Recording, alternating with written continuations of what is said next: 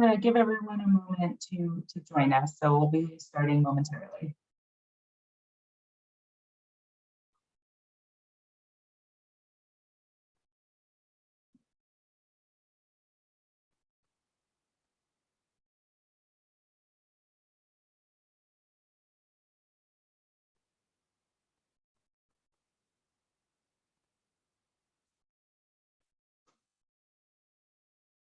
For those of you who may not have heard, I'm just going to give everyone a minute or so to join us. I know that I see the numbers ticking up, so we'll be starting in just a minute.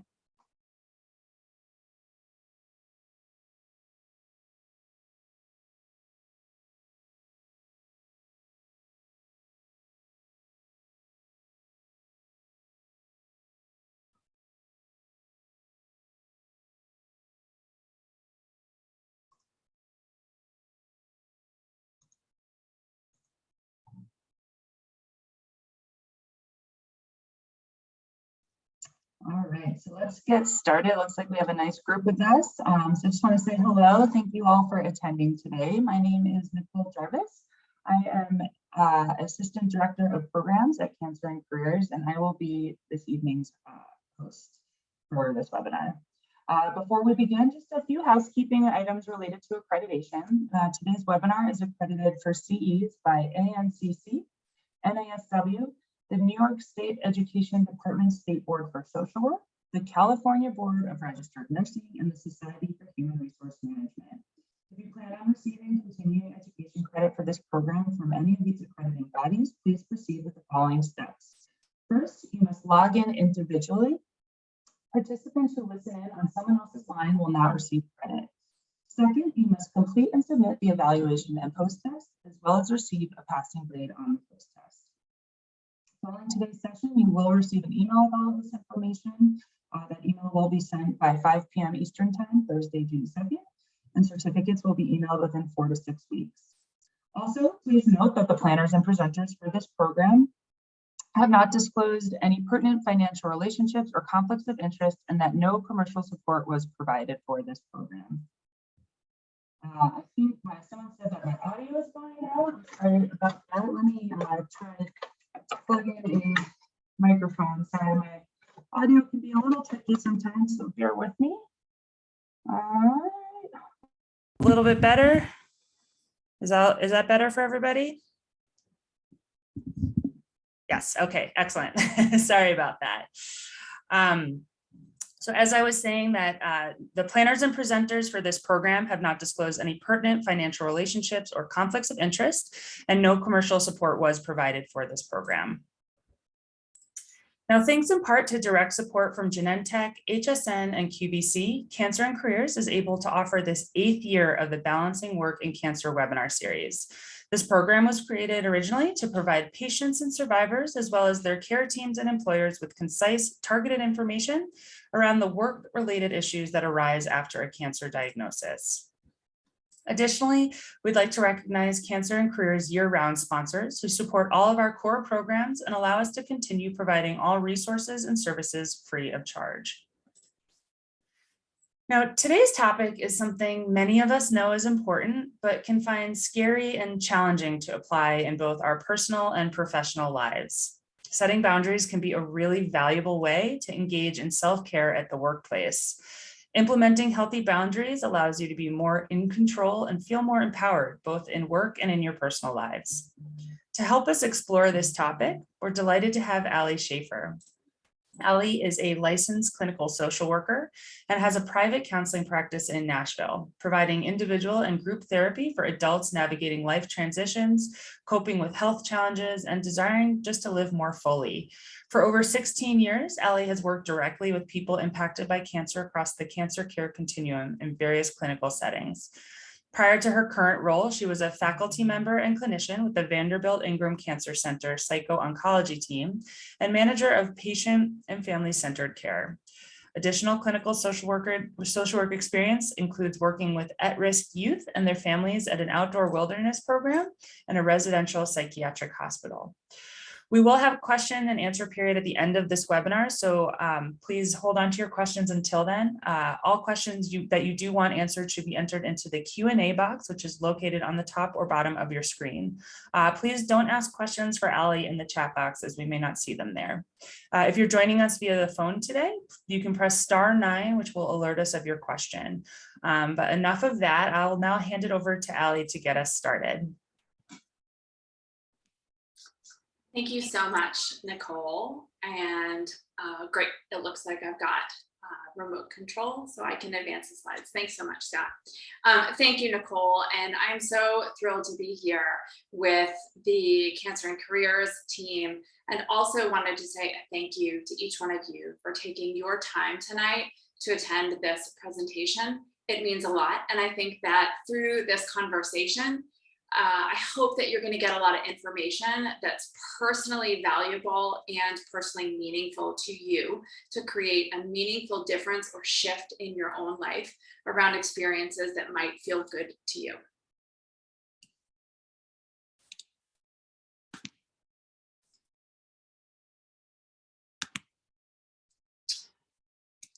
There we go. So as we begin, just a little mid-year boundary check-in. We are approaching midway of the year. I don't want to scare anybody by saying that, but just want to let it be known. And so this is a time where we can take stock of what has been, where we're at right now, and what we might need or want going forward for the remainder of the year, or even for the next quarter. So it's just an opportunity to get a lay of the land. Where are we at and how are we doing?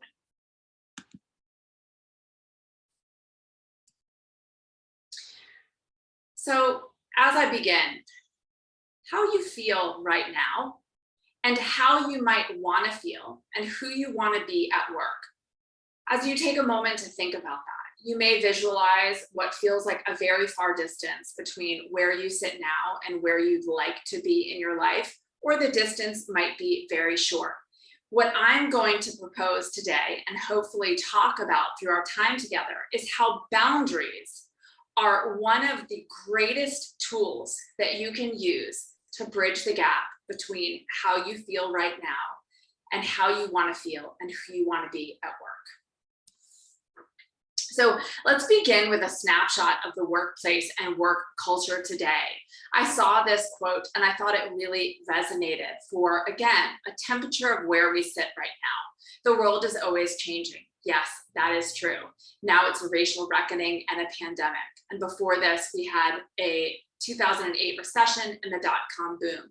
As we fast forward, it says, if you think you're leading the same workforce, people with the same mindset, the same mentality, the same desires, and the same priorities, you are nuts. We might change the wording a little bit, but we'll stick with the quote. And so you have to change or get out of the way. There's no turning back. This is the big reset, and that's where hope and opportunity live. And that's what I really love about this. One, things are different in the workplace right now, and it is a place where hope and opportunity live. And that's another thing that I want to instill or spark in you today, is the hope and the opportunity for you to feel able and empowered to change your experience in the workplace and in your life. So what can we do right now to address workplace issues and impact personal well-being? In my opinion, boundaries are the key. And I'm going to give you a few caveats. So I want you, as we go along through this topic tonight, listen with open ears. You might not agree with everything I say. No problem. Take what's yours, leave the rest. I want you also to consider your unique situation, your unique life, your unique needs. I'm not able to talk directly to each one of your individual and unique experiences. And so I'm going to ask you to listen through your own lens. It might be your own personal lens. It might be your work role or somebody that you love or are caring for. Listen through their lens as to how this information might directly affect and benefit them. I also want you to listen without judgment and with a lot of curiosity, and notice for you what comes up as I talk about boundaries, as I offer a lot of different ways to consider boundaries, to affect boundaries, and to implement boundaries in your life. I want to invite you as we go also, be creative, be innovative around how you might use boundaries to address your workplace issues and impact and in fact enhance your personal well-being. So this is a bit of a messy slide, but the point is these are many of the headlines when I Googled boundaries at work in the last month. So you can see in the last few months, and even beyond that, but specifically in 2022, boundaries at work is quite a hot topic. Some might even say it's a buzzword. And so you can just see how much and how many different ways people are talking about this very important topic. So what are boundaries? Boundaries are important. Boundaries are a tool that helps to protect, preserve, and promote your priorities and your needs.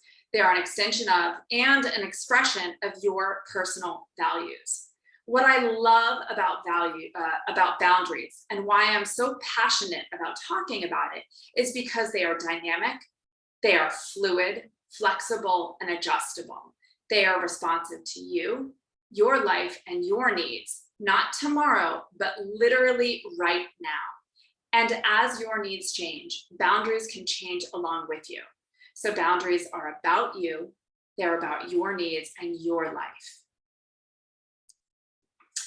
I also want to say that boundaries are lifetime work. So there's a little truth bomb for you as well. Here's a question for you to consider, and you can feel free to type it in the chat if you'd like. How would you describe your boundaries? And you can be specific around your work boundaries, which may be different than boundaries outside of work, but you might describe them as porous, weak, strong, rigid, fluid, healthy, flexible, maybe even inconsistent. For some, maybe non-existent. Some open. So again, there's no judgment in how you describe your own boundaries. I just want you to be thinking about you, your experience as we go through this conversation tonight. So I see some people sharing in the chat. Thank you. Flexible and inconsistent with haha. Yeah, I get that.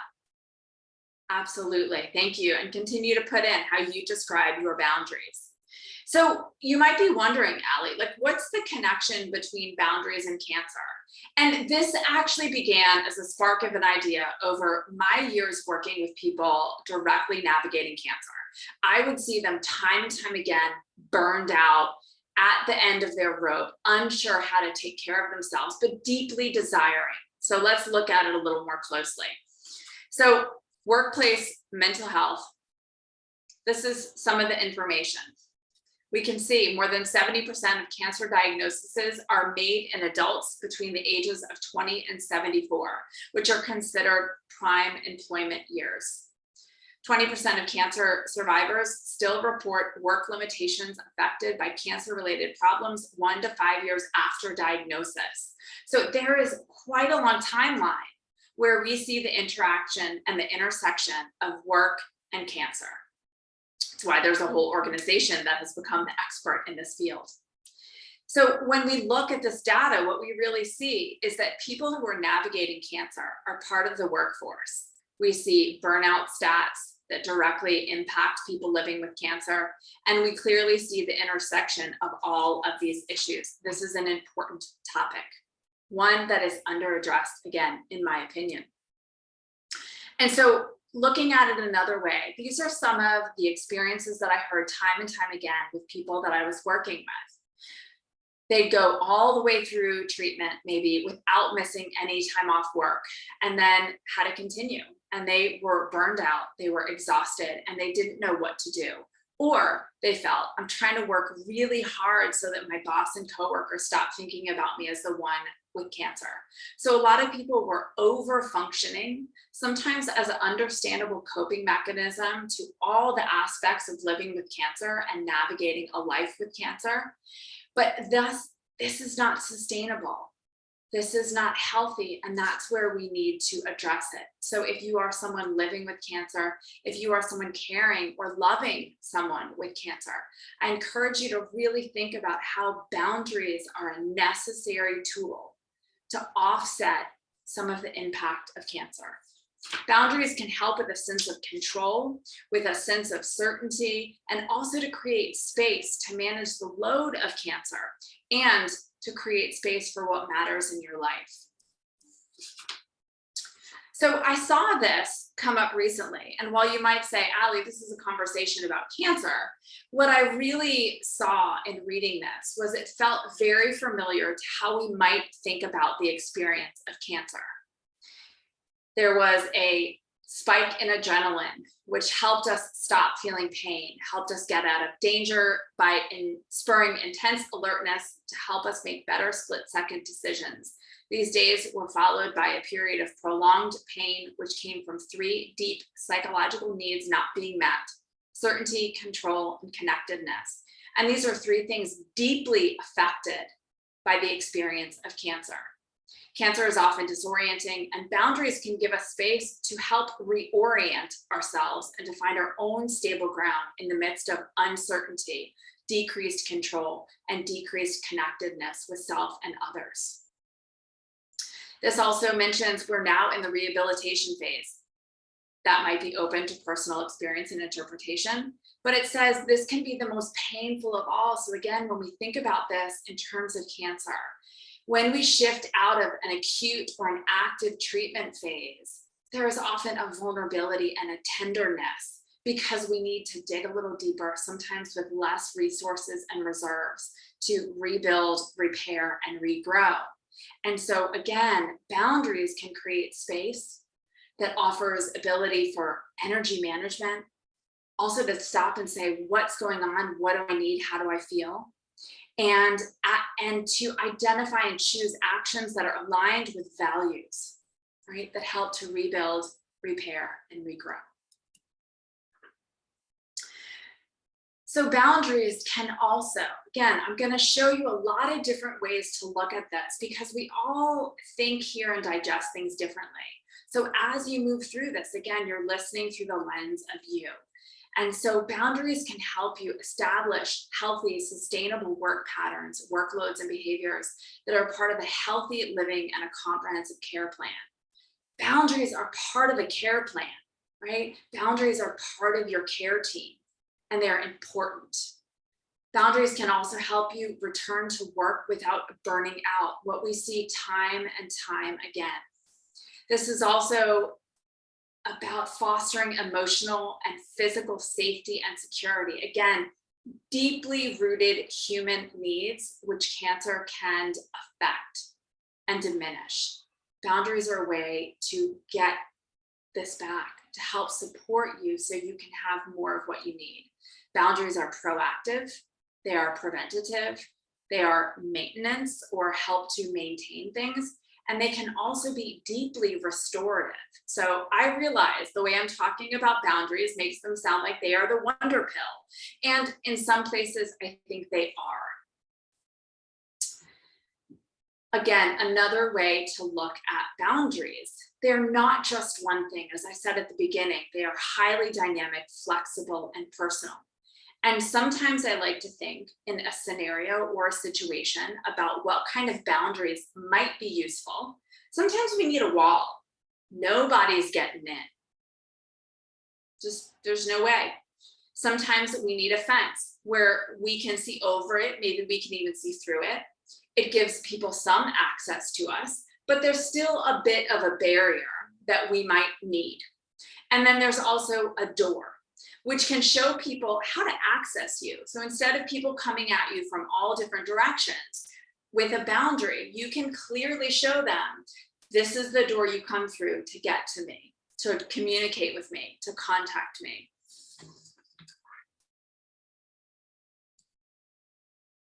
There are a lot of myths about boundaries, and it's important that we debunk them in this conversation. One of the first and biggest ones that I hear people say is, I'm going to set a boundary to change X's behavior. Yeah, so boundaries are not about shifting someone else's behavior. They are about taking care of yourself and your needs first. Boundaries are based on you. They are not selfish, mean, or rude. They are not optional. And they are more than saying no. If nothing else that you take away from today, your boundaries are not based on other people. So that means your boundaries are going to look different. You may have some boundaries that are the same or similar as a coworker, but you might have some that are very different. And that's not bad or wrong, as long as they are aligned with your capacity and your values, which we're going to talk more about.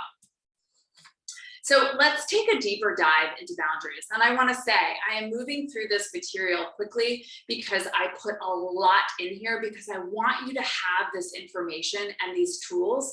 So some of the things that I talk about, I'm going to go through briefly, but they will invite you to spend some time really thinking through what this means for you and what kind of boundaries you might like to incorporate or to strengthen in your own work environment or life. So for those of you who are sitting and wondering, Allie, how do I know if my boundaries are weak, non-existent, inconsistent, or just need some attention? Here are some things. So look over this list and maybe just take a moment to honestly underline or check or circle the things that really speak to where you're sitting right now. Maybe you're exhausted, overwhelmed, not completing your primary work tasks. Maybe you're someone who's fantasizing about running away or burning it all to the ground. Maybe you feel taken advantage of by others or by one person in particular. And maybe your judgmental, critical self is very active, which can be a clear indicator that some boundaries could be beneficial. And this also, you never seem to have the time or the energy for the things that matter to you. And that's, again, where boundaries is so important.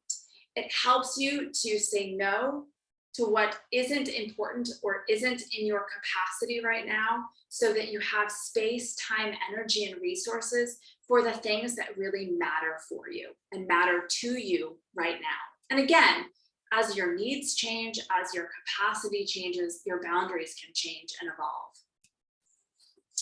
So what are the benefits of clear and healthy boundaries? Again, why is this so important? Clear boundaries give definition to time, roles, relationships, responsibilities, and expectations, which sets everyone up to work efficiently, securely, and sustainably. This is about a healthy, functioning work environment and work team and work you. Here are some more benefits of clear and healthy boundaries at work.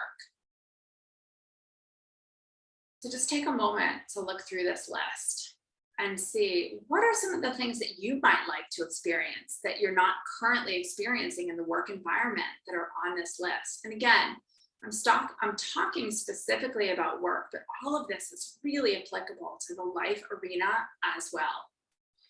And here's where I want to make a very clear caveat. While boundaries are awesome, they are not necessarily a miracle cure for an unhealthy work culture or for ineffective leadership or a toxic work environment. No amount of clear and healthy boundaries are going to change that or to change systems that are not functional. It's very important that you hear that. I'm not putting more responsibility on the individual to change or improve the health of a system that is not healthy. These boundaries, even in an unhealthy work environment, again, can support you having more of what you need to work in that environment. So what are the costs of unclear and unhealthy boundaries? They create more work and have a greater energy drain because individuals are trying to figure out the width and the depth of their zone. Like basically nobody knows what's happening. Everybody's overworking, underfunctioning, there's duplication and replication of work, right? So here's even more. Unclear and unhealthy boundaries can really create vicious cycles. Unclear and unhealthy boundaries are that you become more responsive to other people and other people's needs, usually at the expense of you and yourself. And unclear and unhealthy boundaries also increase people's expectations of you. This is where I saw again, time and time again, people navigating cancer who were doing 100, 150% in the work arena. People didn't know that that was beyond their capacity, that that was a maladaptive coping mechanism to help them navigate cancer. And so they just expected, well, if Allie continues to work at 150% through cancer treatment or after cancer treatment, she must be fine, right? And they expected me to continue to work at that, which wasn't realistic, wasn't healthy, and certainly was not sustainable. So poor boundaries cost you. Non-existent boundaries cost you. Unhealthy, misaligned boundaries cost you. Maybe not immediately, but over time, they do catch up with you. So boundary issues at work can look a lot like some of these things. And some of these might not feel like big deals, but over time, they have a compounding effect, again, at the expense of you. So just take a look, and maybe again, this is another place for radical honesty with compassion and without judgment, to say, what are the things that I'm doing that I might need some boundaries to help clean up? Because what I know for sure is you cannot be everything to everyone. I'll say that again. You cannot be everything to everyone. You do get to choose what you want to do. Again, I know in work environments, we don't get to choose everything we want to do. Some things we have to do because they're part of the job. So we look for the spaces and the places that we do have influence, that we do have choice.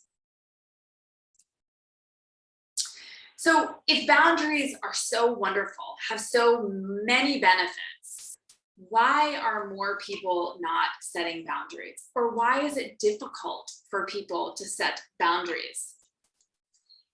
And it's really common. Boundaries are hard. Boundaries often activate a lot of anxiety, a lot of fear for people. And some of this is rooted in because people have not been taught or modeled how to have healthy boundaries, or that it's even okay to have boundaries. The shoulds. I should know how to do this. I shouldn't need to ask for help.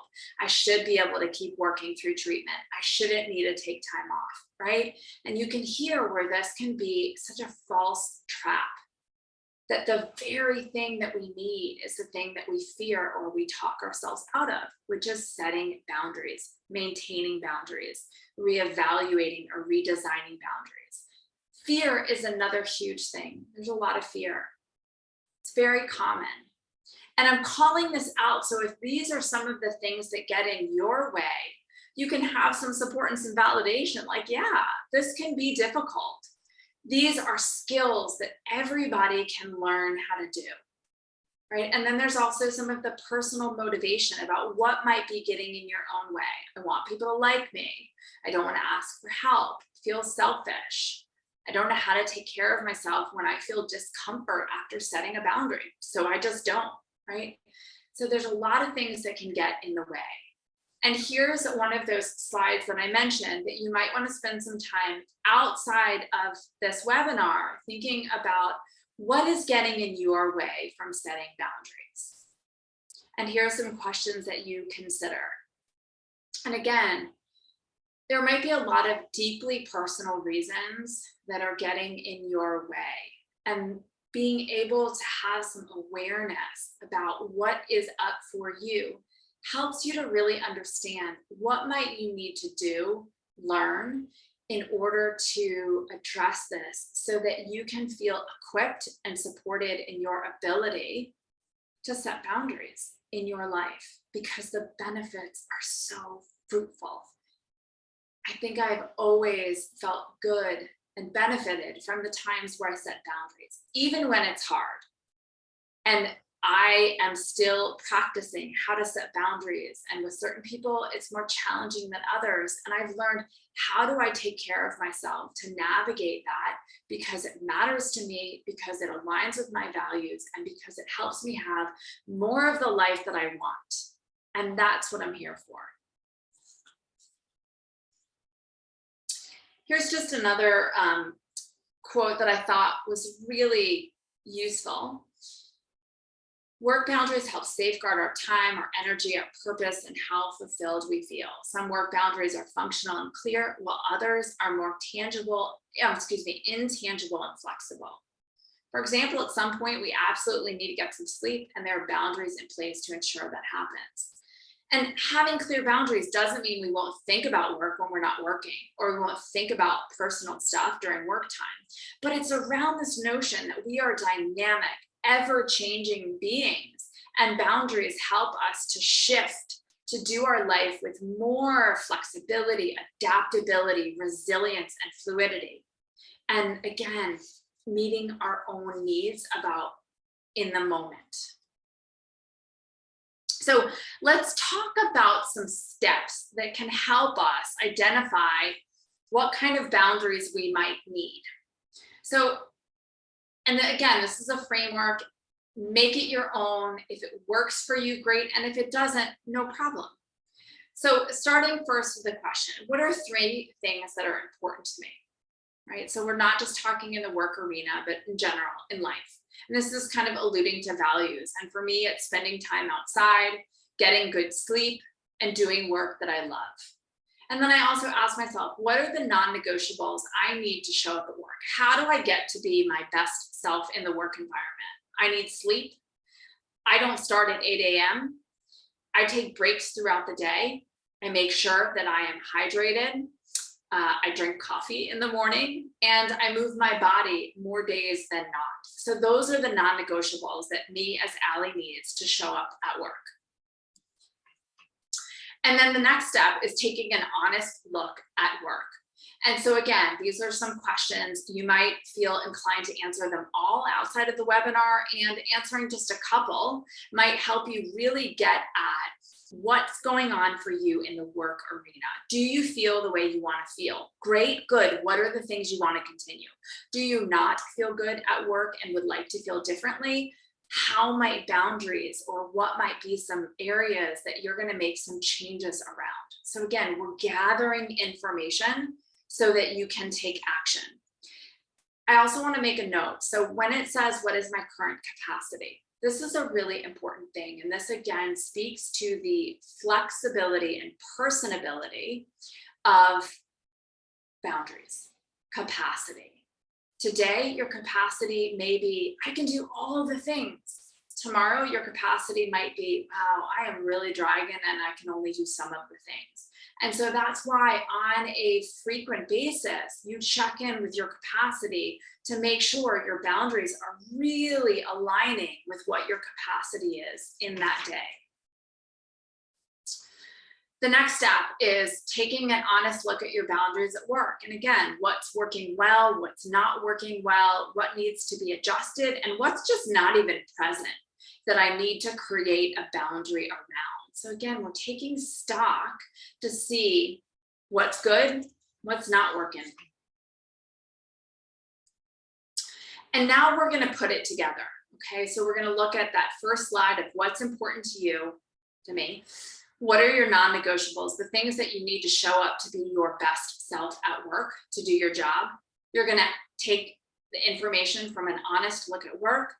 You're going to look at the things that you can control and influence. This is an important one because there are some things I said before, you are not going to be able to change. Your work might say you need to be there at 8 o'clock in the morning, and that might not be something you have choice, control, or influence over. So you're not necessarily going to be able to change or set a boundary around that. So it's really, what are the things that I can control and influence? And even in a highly rigid, regimented, or structured work environment, I guarantee there are some things that you do have control and influence over.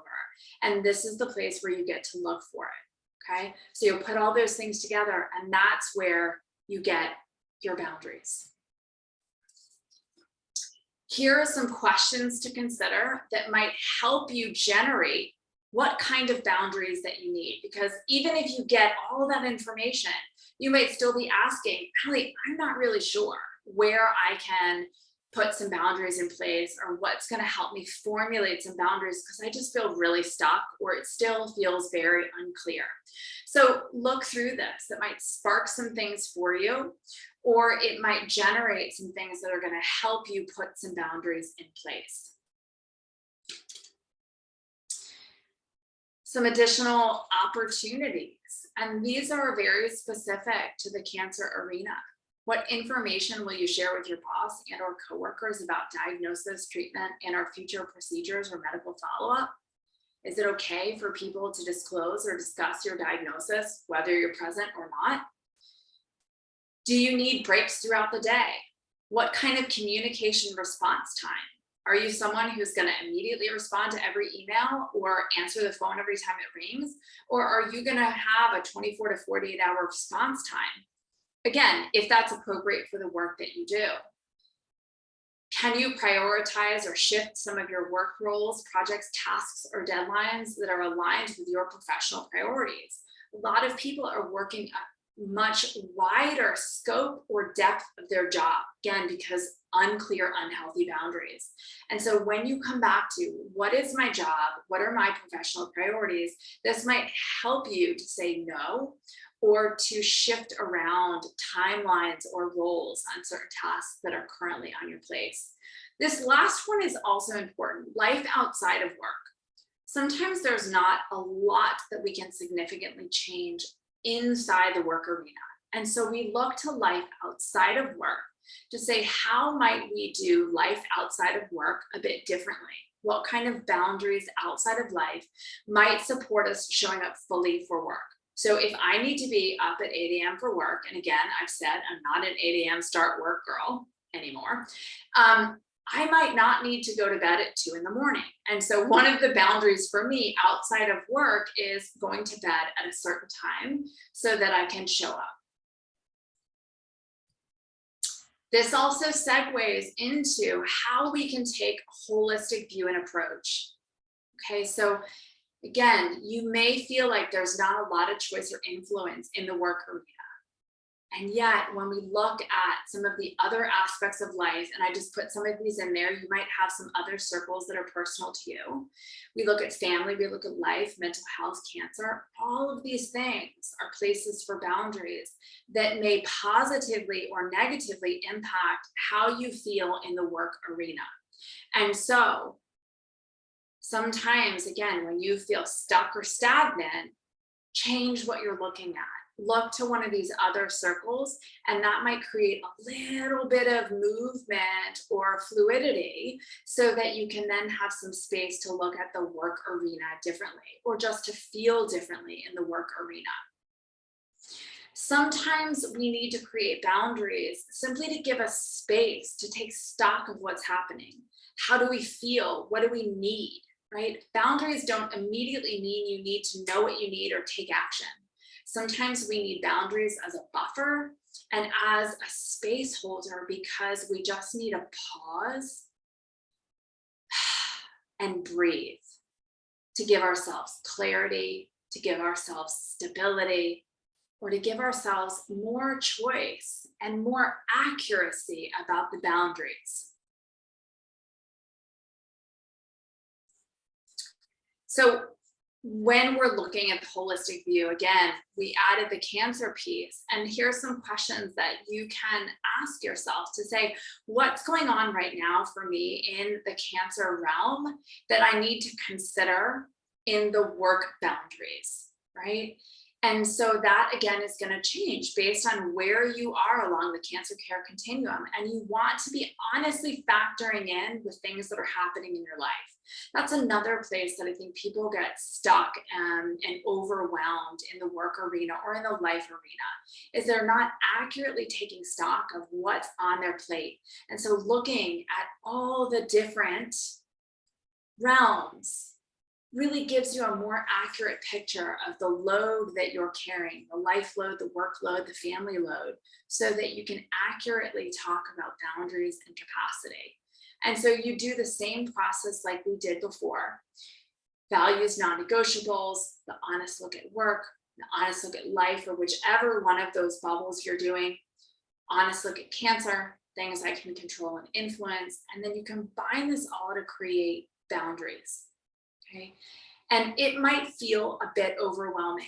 And I get that, right? And I am not suggesting that you have to do this all at once, right? Like tomorrow you got to wake up and do it all, because that's going to overwhelm you and that's not sustainable. But starting somewhere with one thing is enough and is a great place to start. Don't underestimate the impact of one choice done consistently.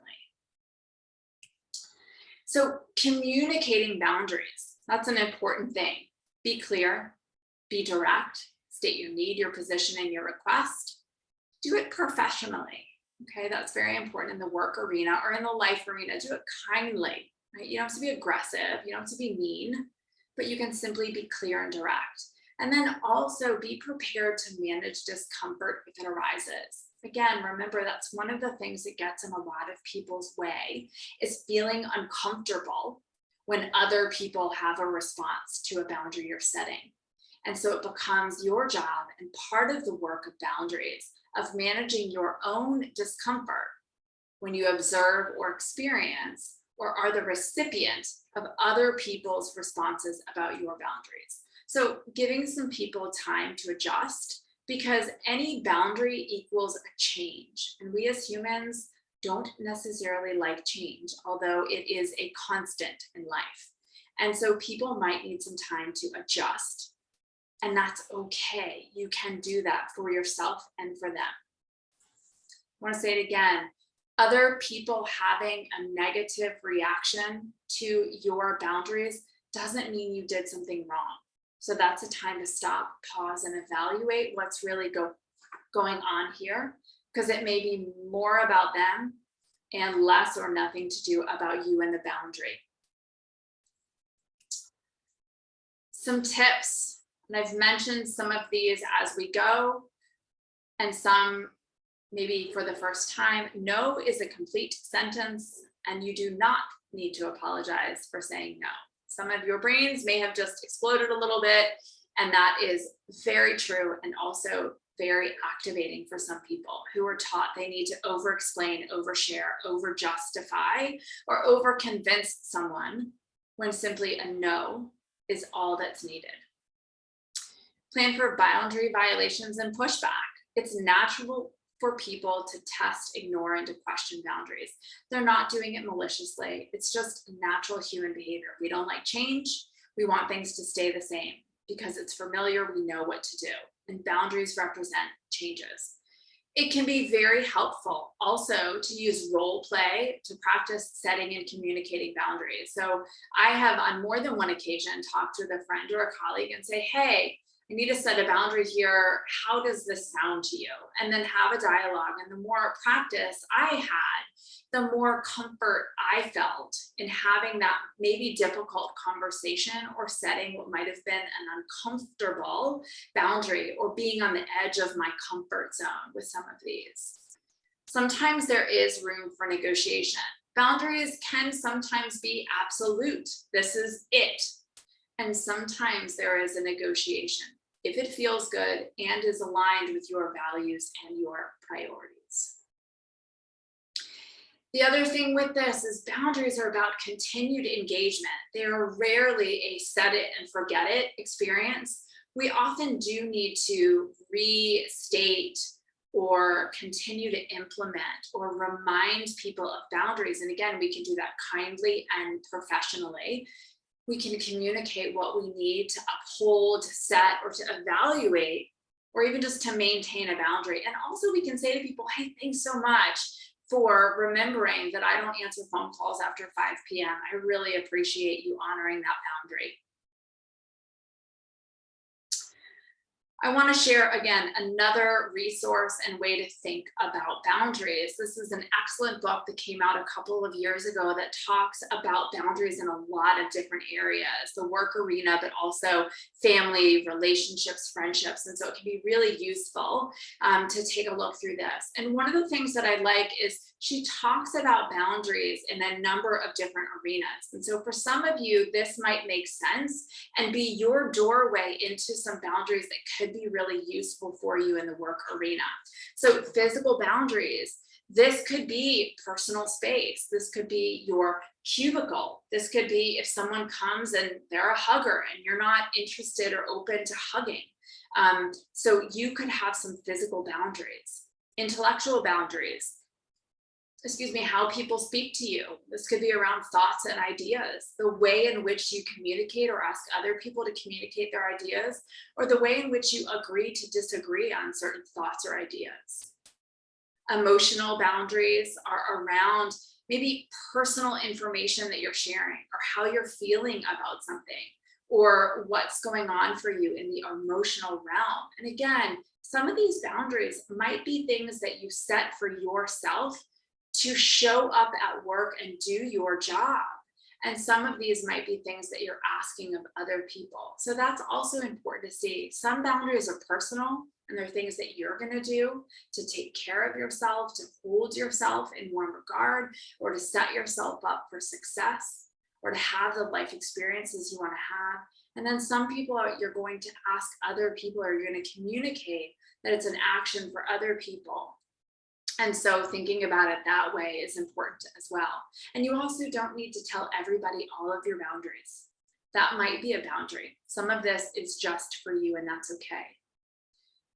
Material boundaries are around your possessions. So it might be silly, but maybe you don't like that your coworker borrows your stapler all the time. So you might have a boundary about that. Or she's, never replacing the box of Kleenex. You could have a boundary around that. And you can do it kindly and professionally. Time boundary is such an important one, how you spend and use your time when you're at work. Are you someone who's talking a lot with people at the water cooler? If that's still a thing these days. But how you spend your time at work also has a lot of implications and impact on your work experience and your ability to get your job done. Some of the things are going to fill you up, and some of the things are going to deplete you. And you want to really notice what those things are so you can do more of what's working and less of what does not feel good for you or isn't working. I also like this, you'll see on the right side of the screen, just some examples of what boundaries at work can sound like. These might be some things that you use all the time because you're very skilled at it. And these might be some things that you could try, right? So practicing with that script, personalizing them to you, or inviting the people you care for or love who are navigating cancer to say boundaries are really important. Boundaries are a self-care tool. Boundaries are a coping mechanism to help you, right? So you can really hear how all of this is so important. So that's the last slide, and I'm going to shift into the questions. Again, I know I moved through that material very quickly, but I hope you heard some things in there that really resonated for you, or sparked an opportunity, or illuminated another way that you could consider how your boundaries are working and the ones you want to continue, and what boundaries you might want to change so that you could have a better work experience and also a better life experience. So I'm going to pause, and I think Nicole is going to help with some questions. Yes, absolutely. Thank you so much, Allie, for sharing your time and your knowledge. It's always so useful. I've heard him a couple of times now, and there's always new nuggets that I get to hear, which I love and I definitely use. Really quickly, before we head into the Q&A portion, I do just want to point out some upcoming events that we have. We have a number of webinars left in our series. We also have our virtual national conference on working cancer taking place later this month on Friday, June 24th. So registration is free and open, and we would love if you could join us. think that's really it for now. Scott, if you wouldn't mind just going to the next slide. Thank you so much. So we're just going to leave this up here. We will be sharing the link to the evaluation in the chat. So you guys can fill that out after we get done with questions. So we will jump into that now. It looks like we have one in the chat, in the Q&A now. This is from Katrina. Katrina asks, how do we set boundaries that we didn't before the diagnosis without revealing our disease status? This will be new boundaries, but asking for our needs without using cancer as an excuse or telling people too much personal business. Yeah, great question, Katrina. Thank you. And so this is a place where you're saying, I'm going to set something, or I'm going to do something that I haven't done before. And you know, the reason is, or the thing that's driving this new change is your cancer diagnosis. You don't have to tell people why you're setting a boundary. You might choose to share with some people the things that are driving this, but that is not a expectation or a requirement. You can simply set a new boundary simply because it's Tuesday. And in your case, you're doing it because of a cancer diagnosis. And so you might want to give yourself some support around your own discomfort or your own feelings that are coming up because of why or what is driving you to set some new boundaries. But again, you can set a new boundary any day for no reason at all, simply because it's what you need today. And it's what will serve you today or going forward. So you don't have to tell anybody the why unless you choose to share that. And I would even say, if you choose to share with people, it's not an excuse. All day long, we're making choices based on ourselves and our needs. And this is something that's coming up for you, that you're honoring your needs and wants around it. And so I applaud that and celebrate that. More of that, Katrina. No, absolutely. And I mean, I think that, you know, in my experience, speaking with people that have reached out to Cancer and Careers, there is this, this feeling that it's an obligation for them to share information about themselves. And you just have to remember that nobody shares everything about themselves, especially in the workplace. You know, people are always going through different experiences, personal challenges and tragedies, and you will never know. And it's because they've chosen not to share it. And so it's just a personal decision. So just to try to ease a little bit of that guilt that it seems like you're feeling. Because other people's curiosity is not your responsibility. And Right. Sometimes other people can well-intentioned ask a question that you choose not to answer. And there might be some awkward silence, and that is okay. Yeah, I think that that's probably one of the harder aspects of setting boundaries is kind of the Yes. discomfort. And some people relish and some people don't. So it's a work in progress for a lot of people, I'm sure. Practice, practice, practice. Absolutely. This is actually a great follow-up. This is, what if your boundary conflicts with someone else's boundary at work? For example, my boundary may be no emails and prefer calls, but someone else's boundary is no calls and prefers emails. Yeah, so of course, right? And so we're all humans with our own preferences. And so this is where there might be some discussion to create some negotiation and to say, how are we going to work together, right? My preference or my boundary is calls and yours is emails. So what's the way that we're going to communicate with each other that works for both of us? So in this case, I'd say a conversation could be really useful to come to a mutually agreed upon choice. And this might be one person. It doesn't mean you have to change your boundaries with everyone, but when there's a conflict of boundaries, I think a conversation is reasonable and professional. Yeah, absolutely. And again, one of those things that might not be totally comfortable at first, but you know, it's all about mutual respect at that point. And sometimes Yes. compromising is doing just that. Yes. Another question, would you please give examples of boundaries for not disclosing a diagnosis at work and how to manage the reactions? Sure.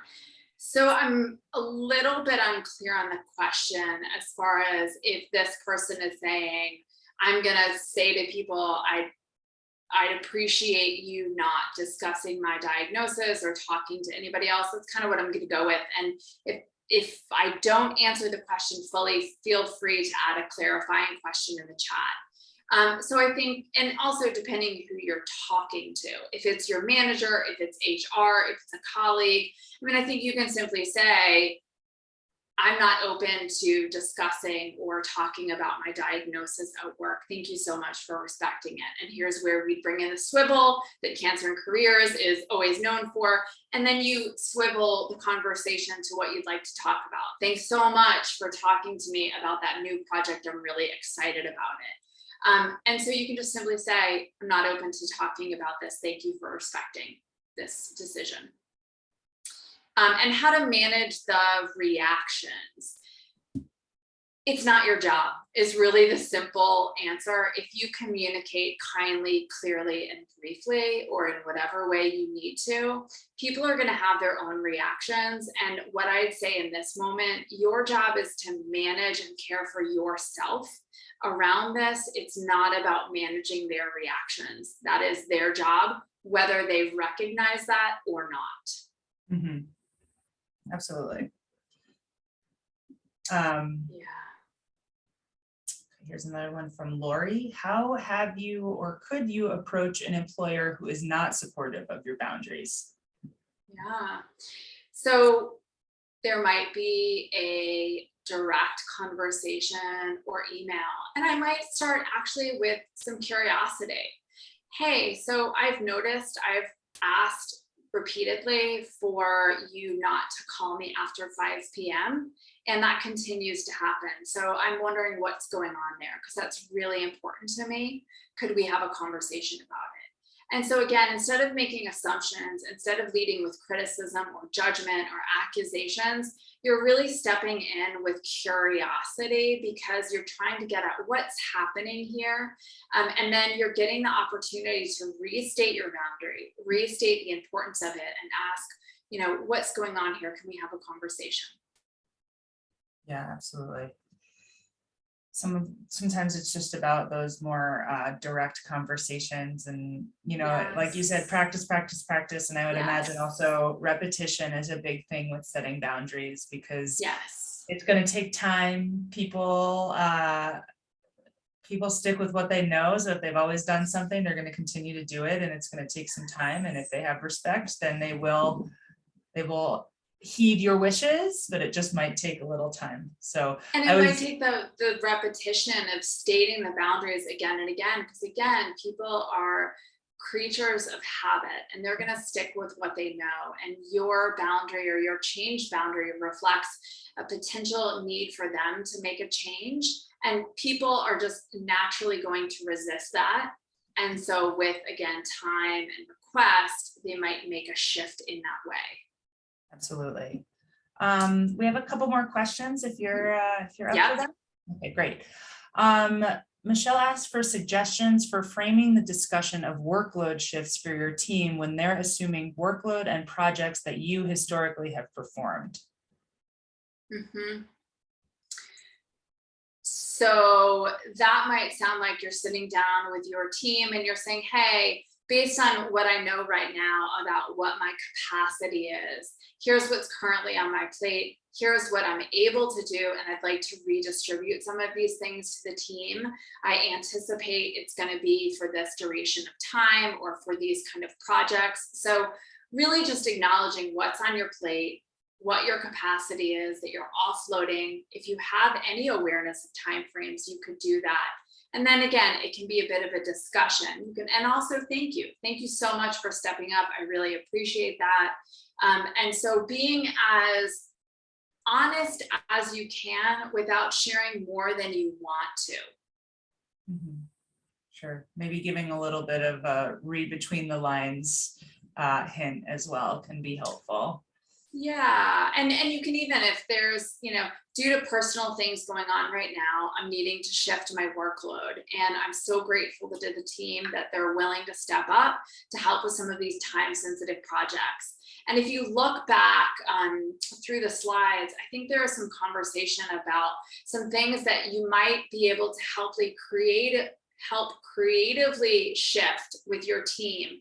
Not everything really actually needs to get done by certain timelines. Not everything needs to be done by certain people. And so there also might be a need for creativity and innovation to really think about what's actually mission critical here. What can we give ourselves space and a different timeline that still meets our productivity needs and or the needs of the customers or the clients that we're working with. Absolutely. Here's another good one. How would you recommend assessing your own capacity? Assessing my capacity is probably one of the hardest things to assess from day to day post-treatment, both at work and in my personal life. Are there resources I can look into to better help myself with this? It feels like a seesaw constantly. Yes. So I so just want to like hear that, validate that yes. For some people, it is a constant seesaw, and that even in itself is exhausting. And so that might be a place for like lots of extra wide boundaries to really create a lot of space so that you can seesaw more comfortably without having to also include other people in your seesaw. But back to your question, because I realized that was not your question, but it's important to say that on a day-to-day basis, capacity changes. And during times of stress and transition, our capacity shrinks. So that is also very common, and it doesn't mean anything is wrong with you. So how would I recommend assessing your own capacity? You can come up with your own rating scale. You know, today, do I have a 10? What's my energy level? What's my focus? What's my willingness? Or it might be 0 to 10, or you might have some image. Today, I feel like rainbows and butterflies and I can do it all. Or I feel like Superwoman. Or today, I feel like the Cookie Monster and the Oscar the Grouch, and I really can't do much. So you could decide whatever. And I imagine there's probably some other ways to track your energy level if that's what you want to track. But it is hard. And you also might want to engage a trusted friend or person in your life that could help talk through how you're going to more accurately and honestly assess your capacity. Because what I also know is we are often our own worst enemies, and we think we can do more than we can. And then we beat ourselves up when we can't get it all done. And so you might need someone to step in and really, who's got some real eyes and compassion to say, you know what, Allie, you're really overestimating what you can do right now. And I'm going to encourage you to cut that to-do list in half. It might feel awkward because you've got some energy left over at the end of the day, and that's okay, because the goal of the day isn't to end the day burned out and exhausted. So I don't know if those are some helpful tips to think about. Yeah, and I'd love to just add, we encourage people to keep a work diary as you are working, just tracking every day, the little things, the big things that can help you to remember what happened on those days, and also how your energy was. Maybe you do have a rating system in there. So for a week straight, you rate it, and you also are writing down what happened in that day. And then maybe you can identify certain triggers or certain events that happen that are causing you to feel that seesaw a little bit more intensely and causing you to question what your capacity really is. It's so easy for us to do that on a day-to-day basis. But I think if you are able to give yourself a little bit of a bigger picture and a wider lens view, you might feel a little better, because you might like, oh, you know what, I did accomplish a lot in 1 week. We can't put so much pressure on ourselves to get everything done every day, because that's just not realistic. Most jobs are project-based because projects take a long time, and there's only so many things that you can accomplish in a day. And so beating yourself up is actually taking energy away that you could be using to be productive. So, you know, again, it's little things like that. You know, being your own best recorder is a good practice. Your own advocate. And gosh, I'm so glad you mentioned those things, that sometimes we do need to take a step back to look at the wider view. And sometimes being able to note what's happening on a daily basis, we could see trends and we could see cycles and rhythm that help us actually to work better and differently when we start to see, oh, every day I have a doctor's appointment, my productivity and my energy are down for the next 3 days. And so having that kind of information about what's supporting you and what is depleting you is going to be really helpful for you to also have some boundaries that you might plug in on a time limited basis around certain events. And that can be so critical and important. So thank you so much for mentioning that, Nicole.